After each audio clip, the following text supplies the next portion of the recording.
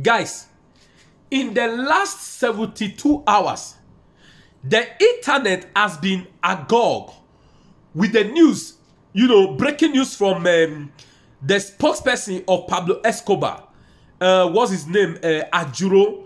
That guy that looks like white, okay, is his spokesperson, Ajuro. If that guy go online competition with Senta, that guy will beat Senta with experience. Where that guy is when it comes to lie, Senta and Lai Mohammed, they be learner. Guys, this guy brought the news that Dubai secure, that Pablo Escobar Tinubu secure a deal with Dubai government to lift visa ban on Nigerians. We all know that over 1 year, Dubai placed a visa ban on Nigeria. Now, this guy broke the news that Pablo Escobar secure a visa ban on Nigeria with Dubai, on Nigeria. Guy, guess what? Dubai come verse. This guy come, if like say they call him verse past that former parliament member of UK where disgrace Tinubu. The vest, the disgrace open match of Pablo Escobar. Guys, they didn't release it through social media though. They follow CNN. They say we didn't secure any deal that this is a lie.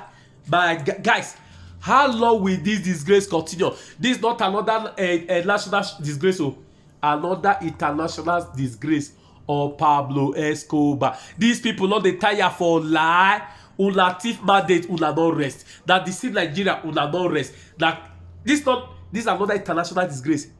Guys, I don't want to talk too much. I'm going to give you guys a video of TVC, his television station, where they were celebrating this D, so-called D. I'm going to give you guys just a short clip that will not bring the main video, right? Watch to the end though, the main video, where Dubai, they bust, Pablo Escobar's bubble that he lied.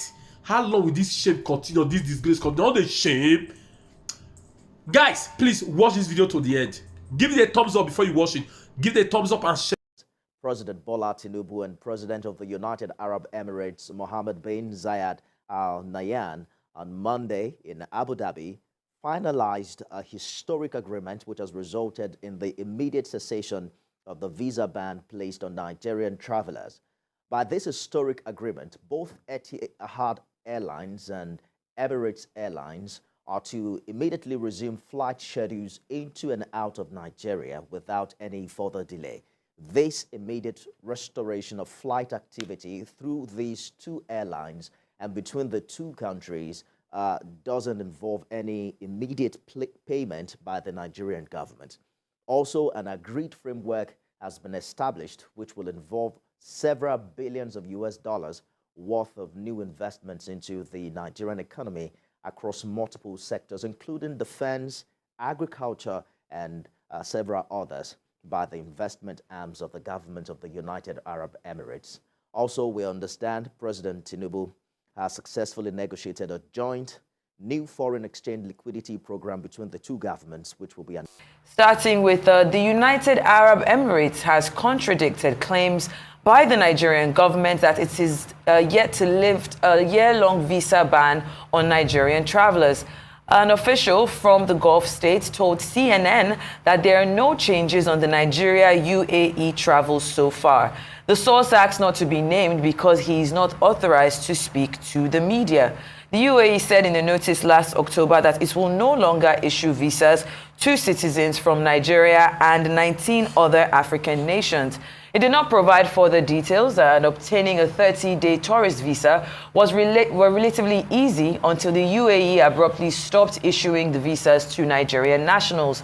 Flights between both countries were stopped last year after Dubai's Emirates Airlines suspended its operations in Nigeria, citing trapped revenues. The carrier said it could not access and repatriate its funds amounting to $85 million withheld in Nigeria. First off, I want to say welcome back. You were surely missed. But I mean, we're not in Dubai, so this did not affect you. But we have to talk about this. just this week, the president had, gone to India for the, G20 summit. And on his way back, he made an unscheduled stop at the UAE. And what we got from that was that there was a meeting between our president and and their president as well. And the outcome of that meeting was the immediate lifting of the visa ban, according to our president. Let me be very clear about that. The presidential spokesman, who is representing our president, said the immediate lifting of visa ban on Nigeria, the resumption of Etihad and Emirate Nigeria routes, the $1 billion UAE investment in Nigeria, and joint FX liquidity program with details to follow. But here we are, hearing from an unofficial source. I'm sure by Monday everything is going to be clear. But an unofficial source, and of course going to CNN, which is a very reputable news organization, saying no. And I myself, as an avid traveler, as soon as I heard the news, I remember going on their website to see if an announcement or some kind of briefing had been made. And up until this morning, there was nothing like that. So to be hearing this from a source inside or, from the Gulf country is quite alarming, because on social media, we could see, people jubilating, travel agencies happy that, we could start going to Dubai. But this, who is not saying the truth here? Is it a situation where the president maybe did not understand what the objectives of that meeting was, or what will I say, the agreement from that meeting was, or was it a situation where we were in a rush to announce it? What exactly has happened? And what is very interesting is, if you are owing this country $85 million, what exactly is being done to make sure that their trap funds, they get their trap funds back? Because why, if someone was owing you that kind of money, why would you start business with them without any kind of maybe MOU or some kind of payment plan? Yeah. So it's scary, because we know that the president has done a few deals. Even when he was in India, he was boasted of having signing some MOUs. There are going to be investments. There's going to be $14 billion investment. We haven't seen it in pen and paper. Every president does that. I mean, each time they travel, the news has to look good. This is not to reduce the import of what the president, Asiwaju Bola Ahmed Tinubu, is doing. But this is what you will get. I mean, Buhari did the same thing, Jonathan, Obasanjo. Once you travel, the news has to look good. But specifically on the SAR relationship with the UAE, I think you hit the nail on the head.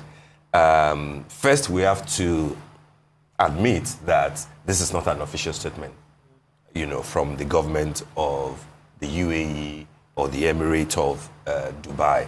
But of course, if a CNN is saying that, an authoritative source who does not want to be named is saying categorically that no such agreement has been reached, or was reached at the meeting, then that carries a lot of weight.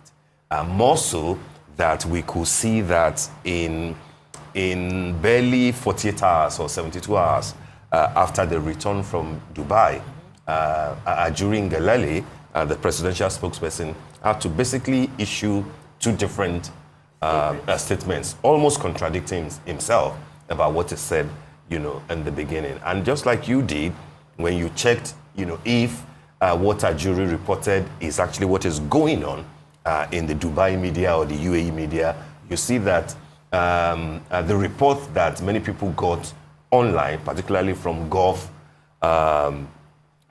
media houses, is not in sync with the enthusiasm, or their report didn't carry the sort of enthusiasm that our own report from the presidential spokesperson carried. What could have happened?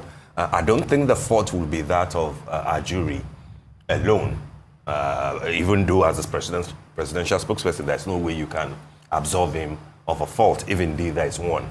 What has happened is that one, I think it stems from the kind of unscheduled visit that the president decided to embark on. I would have thought that what would have been necessary would be to have a proper state visit, to the UAE, in which case we will have seen our president, and the prime minister of the UAE standing side by side, granting interviews, and saying that these are the points that they agreed on. But that's not what we got. So we can understand that, it wasn't a state visit. But hey, where are we on Nigerians returning to Dubai if they choose and getting visas and flights resuming? It's obvious from what is happening that those agreements are yet to be finalized, even if they were raised at the meeting. And I believe that they will have been raised, but it doesn't look like they've been finalized on, because the points are clear. Yes. Let's deal with the issues. $85 million that are not being remitted. In any case, the visa denial is not just affecting Nigerians, it's also affecting about 16 other African countries. So will they leave that for Nigerians alone and leave all the other 16, 15 African countries? Those are the things that we have to deal with. And this is also a lesson to people who speak on behalf of government, not to rush out with news that that in 24 hours it might be denied or it might be, it might be changed. But hey, a jury is learning, isn't it? All right. Now, guys, you've watched the video, right? Okay, now, how long will this disgrace continue? I don't want to talk too much. Please do me a favor, go straight to YouTube now. Follow me on YouTube. As it is on Facebook, so it is on YouTube. Search out Holy Ghost Son on YouTube and please follow me. Should there be issue on Facebook, you will not be able to catch up with my audit. All right, search me out on YouTube now, Holy Ghost Son, and hit the subscribe button to follow me. Thank you. I will see you in my next video. Please don't forget to share this video. God bless you.